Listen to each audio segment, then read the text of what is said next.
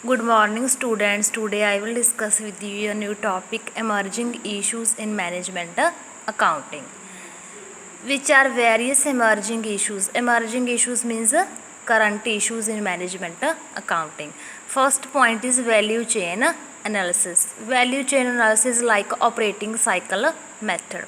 Because value chain analysis, it refers to activities that a firm perform to design, manufacture, market, deliver and support its product or services. We know that selling is not enough to sell a product. Means ਕੀ ਹੈ ਵੀ ਜੇ ਆਪਾਂ ਇੱਕ product manufacture ਕਰ ਰਹੇ ਹਾਂ ਤਾਂ ਉਸ ਦੇ ਲਈ ਇੱਕ ਸੈਲਿੰਗ ਤੱਕ ਹੀ ਕੀ ਨਹੀਂ ਹੈ, ਇਨਫ ਨਹੀਂ ਹੈਗਾ। ਉਸ ਤੋਂ ਅੱਗੇ ਆਪਾਂ ਨੇ ਕੀ ਕਰਨੀ, ਉਸ ਦੀ ਮਾਰਕੀਟਿੰਗ ਵੀ ਕਰਨੀ ਹੈ, ਕਿਉਂਕਿ ਮਾਰਕੀਟਿੰਗ ਤੋਂ ਬਾਅਦ ਹੀ ਕੀ ਹੈ, ਸੈਲਿੰਗ ਪੋਸੀਬਲ ਹੈ। ਤਾਂ ਵੈਲਿਊ ਚੇਨ ਐਨਾਲਿਸਿਸ ਕੀ ਹੈ? It means that an enterprise receive input from supplier of resources, transform them into output and channel the output to the buyers. Adding value at each point in the process means ਕੀ ਹੈ? ਹੁਣ ਇੱਕ manufacturer ਨੇ ਕੀ ਲੈਣਾ, ਸਭ ਤੋਂ ਪਹਿਲਾਂ supplier ਤੋਂ raw material ਲੈਣਾ, ਫਿਰ ਉਹਨੂੰ ਕਿਸੇ ਨਾ ਕਿਸੇ ਟਰਾਂਸਫਾਰਮ ਕਰਨਾ ਹੈਗਾ ਜਾਂ ਟਰਾਂਸਲੇਟ ਕਰਨਾ, ਟਰਾਂਸਲੇਟ ਕਰਕੇ ਉਸਦਾ ਕੀ ਬਣਾਉਣਾ, ਇੱਕ ਫਾਈਨਲ ਆਊਟਪੁੱਟ ਬਣਾਉਣਾ। ਆਊਟਪੁੱਟ ਤੋਂ ਬਾਅਦ ਉਸਨੂੰ ਕੀ ਕਰਨਾ, ਬਾਇਰਸ ਨੂੰ ਦੇਣਾ ਹੈਗਾ। ਹੁਣ ਆਪਾਂ ਕੀ ਕਰਦੇ ਹਾਂ, ਸਪੋਜ਼ ਕਰੋ ਆਪਾਂ 5 ਰੁਪੀਜ਼ ਦਾ ਕੋਈ ਇੱਕ ਲਿਆ ਸਪੇਅਰ ਪਾਰਟ ਵਗੈਰਾ, ਇੱਕ ਯੂਨਿਟ ਲਈ ਆਪਾਂ, ਤਾਂ ਉਸ ਤੋਂ ਬਾਅਦ ਆਪਾਂ ਨੇ ਕੀ ਕੀਤਾ, ਉਹਨੂੰ ਟਰਾਂਸਫਾਰਮ ਕੀਤਾ, ਆਊਟਪੁੱਟ ਦੇ ਵਿੱਚ ਆਪਣੇ ਰੁਪੀਜ਼ ਲੱਗ ਗਏ 6 ਰੁਪੀਜ਼। ਉਸ ਤੋਂ ਬਾਅਦ ਆਪਾਂ ਜਦੋਂ ਬਾਇਰ ਨੂੰ ਦਿੱਤਾ ਤਾਂ ਆਪਣੀ ਸੈਲਿੰਗ ਅਤੇ ਮਾਰਕੀਟਿੰਗ ਦੇ ਟੋਟਲ ਐਕਸਪੈਂਸਿਸ ਲਾ ਕੇ ਕਿੰਨੇ ਰੁਪਏ ਹੋ ਗਏ, 10 ਰੁਪੀਜ਼। ਤਾਂ ਹਰ ਇੱਕ ਸਟੈਪ 'ਤੇ ਕਿੰਨੇ ਰੁਪੀਜ਼ ਨੇ ਜਿਹੜੇ ਇੱਕ ਯੂਨਿਟ 'ਤੇ ਲਗਾ ਲਓ ਜਾਂ ਇੱਕ ਪ੍ਰੋਸੈਸ 'ਤੇ ਅਰਾਈਜ਼ ਹੋ ਰਹੇ ਨੇ ਆਪਣੇ ਐਕਸਪੈਂਸਿਸ, ਆਪਾਂ ਉਹਨਾਂ ਨੂੰ ਕਹਿ ਸਕਦੇ ਹਾਂ ਕਿ ਇਹ ਕੀ ਹੈ, ਵੈਲਿਊ ਚੇਨ ਐਨਾਲਿਸਿਸ ਸਟੱਡੀ ਹੈ। It refers to chain of interlinked value activities. Which activities which are performed by a firm to manufacture and deliver product and service to its customers means ਕੀ ਹੈ, ਇੱਕ product ਨੂੰ manufacture ਕਰਨ ਤੋਂ ਲੈ ਕੇ ਉਸਨੂੰ customers ਤੱਕ ਪਹੁੰਚਾਉਣ ਦੇ ਉੱਤੇ ਹਰ ਇੱਕ ਸਟੈਪ 'ਤੇ ਜਿਹੜੀ ਵੀ ਕੋਸਟ ਲੱਗ ਰਹੀ ਹੈ, ਆਪਾਂ ਉਸਨੂੰ ਕੀ ਕਰ ਰਹੇ ਹਾਂ, ਐਨਾਲਾਈਜ਼ ਕਰ ਰਹੇ ਹਾਂ, ਤਾਂ ਆਪਣੀ ਕੀ ਉਹ ਵੈਲਿਊ ਚੇਨ ਐਨਾਲਿਸਿਸ ਹੈ। Then activity based costing.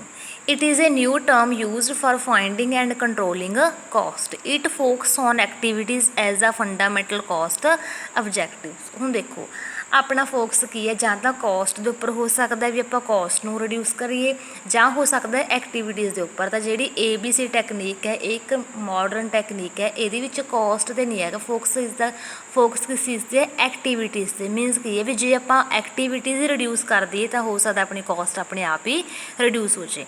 The ABC attempt to resolve overhead into product cost on a more realistic basis.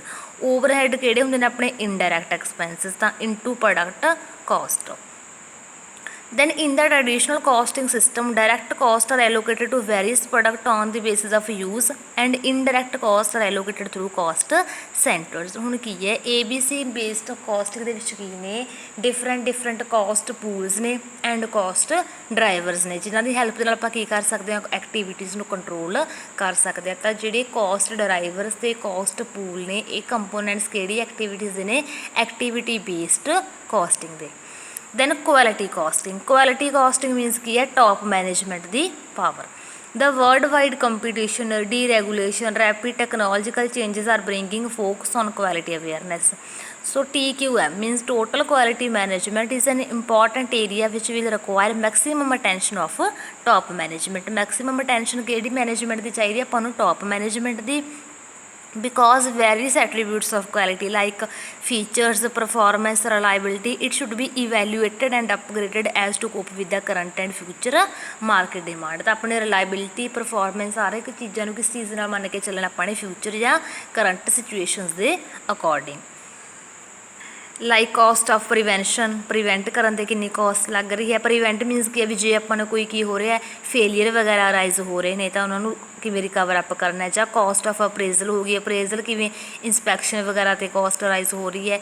ਜਾਂ ਇੰਟਰਨਲ ਫੇਲੀਅਰ ਹੈ, ਕੋਈ ਐਕਸਟਰਨਲ ਪ੍ਰੋਬਲਮ ਆ ਰਹੀ ਹੈ, ਡਿਫੈਕਟਿਵ ਹੋ ਰਿਹਾ। ਜਾਂ ਆਫਟਰ ਸੇਲ ਸਰਵਿਸ ਮੀਨਸ ਆਪਣੀ ਰਿਟਰਨ ਹੋ ਰਹੀ ਹੈ, ਜੋ ਪ੍ਰੋਡਕਟ ਸੇਲ ਕੀਤਾ ਉਹ ਬੈਕ ਆ ਰਿਹਾ ਹੈ। ਜਾਂ ਕੋਸਟ ਆਫ ਲੋਸ ਅਪੋਰਚੁਨਿਟੀਜ਼ ਹੋ ਰਹੇ ਨੇ। ਤਾਂ ਸਾਰੀਆਂ ਆਪਣੀਆਂ ਕੀ ਨੇਗੀਆਂ, ਡਿਫਰੈਂਟ ਕੋਸਟਸ ਨੇ, ਐਕਟੀਵਿਟੀਜ਼ ਨੇ ਜਿਹੜੀਆਂ ਕਿਸ ਨੇ ਮੈਨੇਜਮੈਂਟ ਕਰਨੀ, ਮੈਨੇਜ ਕਰਨੀਆਂ ਨੇ ਟੋਪ ਲੈਵਲ ਨੇ। ਆਪਾਂ ਇਹਨੂੰ ਕੀ ਕਹਿ ਸਕਦੇ ਹਾਂ, TQM।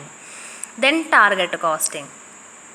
ਟਾਰਗੇਟ ਕੋਸਟਿੰਗ ਮੀਨਸ ਕੀ ਹੈ, ਵਰਡ ਟਾਰਗੇਟ ਮੀਨਸ ਕੀ ਹੈ, ਕੋਸਟ ਪਲੱਸ ਪ੍ਰਾਈਸਿੰਗ, ਜਦੋਂ ਕੋਸਟ ਦੇ ਵਿੱਚ ਆਪਾਂ ਆਪਣਾ ਪ੍ਰਾਈਸ ਜਿਹੜਾ ਉਹਨੂੰ ਫਿਕਸ ਕਰਕੇ ਚੱਲ ਲੈਂਦੇ ਆ।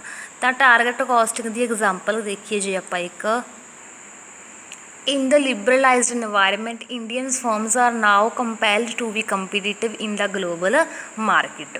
So the additive techniques is no longer workable. The need has arisen to apply the technique named as target costing. ਹੁਣ ਟਾਰਗੇਟ ਕੋਸਟਿੰਗ ਦੀ ਜਿਹੜੀ ਟੈਕਨੀਕ ਹੈ ਇਹਦੇ ਵਿੱਚ ਆਪਾਂ ਕੀ ਕਰਦੇ ਹਾਂ, ਕੋਸਟ ਸੈੱਟ ਕਰਨ ਤੋਂ ਪਹਿਲਾਂ ਆਪਣਾ ਇੱਕ ਜਿਹੜਾ ਮਾਰਕੀਟ ਦੇ ਵਿੱਚ ਸ਼ੇਅਰ ਹੈ ਜਾਂ ਪ੍ਰਾਈਸ ਹੈ ਉਹ ਸੈੱਟ ਆਊਟ ਕਰਕੇ ਚੱਲਦੇ ਹਾਂ।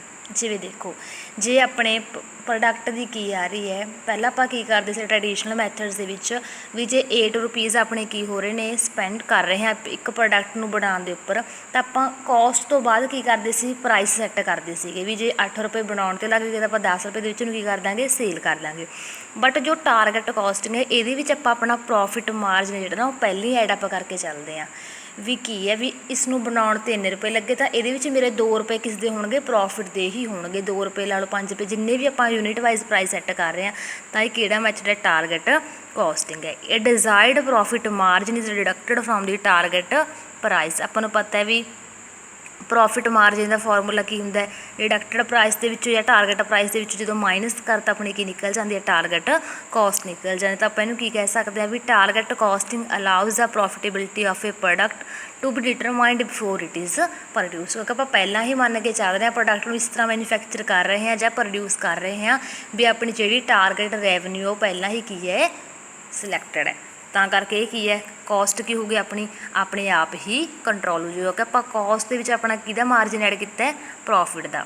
Then life cycle costing. Life cycle costing ਕੀ ਹੁੰਦਾ, ਹੁਣ ਆਪਾਂ ਕੋਈ ਬਿਜ਼ਨਸ ਦੇ ਵਿੱਚ ਮਸ਼ੀਨਰੀ ਲੈ ਕੇ ਆਏ ਤਾਂ date of purchasing, date of ending, depreciation ਸਾਰਾ ਕੁਛ ਐਕਸਪੈਂਸਿਸ, ਤਾਂ ਐਟ ਦੀ ਐਂਡ ਹੁਣ ਉਹਦੀ ਬੁੱਕ ਵੈਲਿਊ ਕਿੰਨੀ ਹੈ ਅਤੇ ਜਦੋਂ ਲਈ ਸੀ ਤਾਂ ਉਸ ਟਾਈਮ ਕਿੰਨੀ ਬੁੱਕ ਵੈਲਿਊ ਸੀ।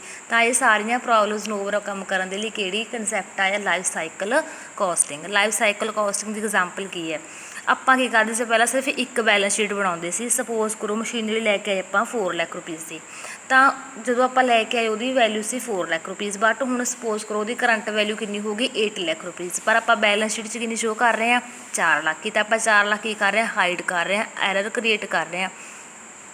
ਤਾਂ ਲਾਈਫ ਸਾਈਕਲ ਕੋਸਟਿੰਗ ਦੇ ਮੈਥਡ ਦੇ ਵਿੱਚ ਕੀ ਹੈ ਵੀ ਆਪਾਂ ਨੇ ਇੱਕ ਬੈਲੈਂਸ ਸ਼ੀਟ ਨਹੀਂ ਪ੍ਰੀਪੇਅਰ ਕਰਨੀ, ਆਪਾਂ ਨੇ ਕਿੰਨੀਆਂ ਬੈਲੈਂਸ ਸ਼ੀਟ ਬਣਾਉਣੇ ਨੇ 2 ਬੈਲੈਂਸ ਸ਼ੀਟ, ਇੱਕ ਆਪਣੀ ਕਰੰਟ ਵੈਲਿਊ ਦੇ ਬੇਸਿਸ 'ਤੇ ਇੱਕ ਹਿਸਟੋਰੀਕਲ ਬੇਸਿਸ 'ਤੇ। ਮੀਨਸ ਕੀ ਹੈ ਜਿਹੜੀ ਹਿਸਟੋਰੀਕਲ ਬੇਸਿਸ 'ਤੇ ਬਣਾ ਰਹੇ ਹਾਂ ਉਹਦੇ ਵਿੱਚ ਆਪਾਂ ਉਹੀ ਵੈਲਿਊ ਪਾਵਾਂਗੇ ਜਿਹਦੇ 'ਤੇ ਆਪਾਂ ਲੈ ਕੇ ਆਏ ਹਾਂ historical price cost price, but ਜੋ ਕਰੰਟ ਬੈਲੈਂਸ ਸ਼ੀਟ ਹੈ ਉਹਦੇ ਵਿੱਚ ਆਪਾਂ ਉਹੀ ਵੈਲਿਊ ਪੁੱਟ ਕਰਾਂਗੇ ਜਿਹੜੀ ਆਪਣੀ ਮਸ਼ੀਨਰੀ ਦੀ ਹੁਣ at a time current value ਹੈ। ਤਾਂ ਇਹਦੇ ਨਾਲ ਕੀ ਹੋ ਗਏ ਐਰਰ ਆਪਣੇ ਆਪ ਹੀ ਕੀ ਹੋ ਗਏ ਰਿਮੂਵ ਹੋ ਗਏ। ਤਾਂ ਇੱਕ ਇਸ ਚੀਜ਼ ਦਾ ਕਨਸੈਪਟ ਆਪਣਾ ਲਾਈਫ ਸਾਈਕਲ ਕੋਸਟਿੰਗ ਦਾ। ਮੀਨਸ ਲਾਈਫ ਸਾਈਕਲ ਕੋਸਟਿੰਗ ਦਾ ਮੀਨਿੰਗ ਇਹ ਹੈ ਵੀ ਆਪਣੀ ਬਾਇੰਗ ਡੇਟ ਤੋਂ ਲੈ ਕੇ ਐਂਡਿੰਗ ਡੇਟ ਤੱਕ ਜਾਂ ਕਰੰਟ ਡੇਟ ਤੱਕ ਆਪਣਾ ਕੀ ਹੈ ਉਸ ਚੀਜ਼ ਦੀ ਕਿੰਨੀ ਵੈਲਿਊ ਹੈ। ਤਾਂ ਇਹ ਸਿਰਫ ਕਿਹੜੇ ਮੈਥਡ ਨਾਲ ਕਰ ਸਕਦੇ ਆਪਾਂ ਕਰੰਟ ਵੈਲਿਊ ਅਕਾਊਂਟਿੰਗ।